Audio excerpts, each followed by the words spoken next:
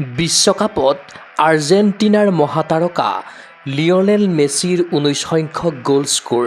একেৰাহে ৭খন বিশ্বকাপৰ মেচত গ'ল স্ক'ৰ কৰাৰ অভিলেখ ৰচনা মেছিৰ।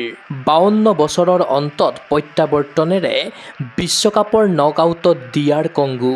গ'লশূন্যভাৱেই সমাপ্ত হ'ল পৰ্তুগাল বনাম কলম্বিয়াৰ মেচ। আৰ্জেণ্টিনাৰ মহাতাৰকা লিঅনেল মেছিৰ বিশ্বকাপত গ'লৰ সংখ্যা ১৯টালৈ বৃদ্ধি পালে।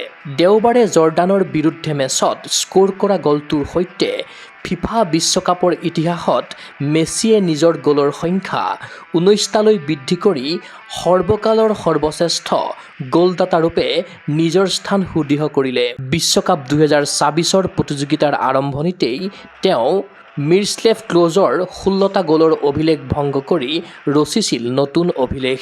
বিশ্বকাপত আৰ্জেণ্টিনাৰ তাৰকা লিঅনেল মেছিয়ে গঢ়িলে আন এক বিশ্ব অভিলেখ। বিশ্বকাপত ক্ৰমাগত ৭খন মেচত গ'ল স্ক'ৰ কৰাৰ অভিলেখ ৰচনা কৰিলে লিঅনেল মেছিয়ে। পূৰ্বে এই অভিলেখ আছিল ফ্ৰান্সৰ জাছ ফণ্টেইন আৰু ব্ৰাজিলৰ জিয়াজি হনুৰ নামত। দুয়োজন খেলুৱৈয়ে একেৰাহে ৬খন বিশ্বকাপৰ মেচত গ'ল স্ক'ৰ কৰি এই অভিলেখৰ গৰাকী হৈছিল। বৰ্তমান এই দুগৰাকী ফুটবলাৰৰ অভিলেখ ভংগ কৰি নতুন ইতিহাস ৰচনা কৰে আৰ্জেণ্টিনাৰ লিঅনেল মেছিয়ে। উল্লেখ্য যে মেচখনত জৰ্ডানৰ বিৰুদ্ধে ৩-১ গ'লৰ ব্যৱধানত জয়ী হয় ডিফেণ্ডিং চেম্পিয়ন আৰ্জেণ্টিনা। অহা ৪ জুলাইত বিশ্বকাপৰ নকআউট পৰ্যায়ৰ মেচত কেপ ভাৰ্ডেৰ বিৰুদ্ধে অৱতীৰ্ণ হ'ব ৩বাৰৰ বিশ্ব চেম্পিয়ন আৰ্জেণ্টিনা। ইফালে দেওবাৰে পুৱা অনুষ্ঠিত পৰ্তুগাল বনাম কলম্বিয়াৰ মেচখন গ'লশূন্যভাৱেই সমাপ্ত হয়। মেচৰ ৯০ মিনিটলৈকে দুয়োটা দলেই তীব্ৰতৰ যুঁজ দিও গ'ল স্ক'ৰ কৰাত বিফল হয়। দুয়োটা দলৰে প্ৰতিৰক্ষা ব্যৱস্থা আৰু গ'লৰক্ষকৰ প্ৰদৰ্শন আছিল প্ৰশংসনীয়। মেচখন গ'লবিহীন ড্ৰ হ'লেও দুয়োটা দলেই পৰৱৰ্তী ৰাউণ্ডৰ বাবে নিজৰ স্থান সুৰক্ষিত কৰিলে। ৰাউণ্ড অৱ 32ৰ মেচত অহা ৩ জুলাইত পৰ্তুগাল বনাম ক্ৰোৱেছিয়া আৰু ৪ জুলাইত অনুষ্ঠিত হ'ব কলম্বিয়া বনাম ঘানাৰ মেচ।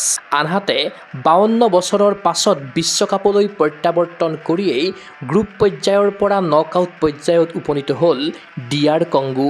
গ্ৰুপৰ নিজা অন্তিম মেচত উজবেকিস্তানক ৩-১ৰ ব্যৱধানত পৰাস্ত কৰি পৰৱৰ্তী ৰাউণ্ড অৱ 32ৰ নকআউট পৰ্যায়লৈ উন্নীত হ'ল ডিআৰ কংগো। উল্লেখ্য যে ৫২ বছৰৰ মূৰত বিশ্বকাপলৈ প্ৰত্যাৱৰ্তন কৰিয়েই পৰ্তুগালৰ বিৰুদ্ধে ড্ৰ খেলাৰ সুবাদত ডিআৰ কংগোৱে লাভ কৰিছিল ১ পইণ্ট। গ্ৰুপৰ দ্বিতীয়খন মেচ কলম্বিয়াৰ বিৰুদ্ধে ১-০ গ'লত পৰাভূত হৈছিল ডিআৰ কংগো।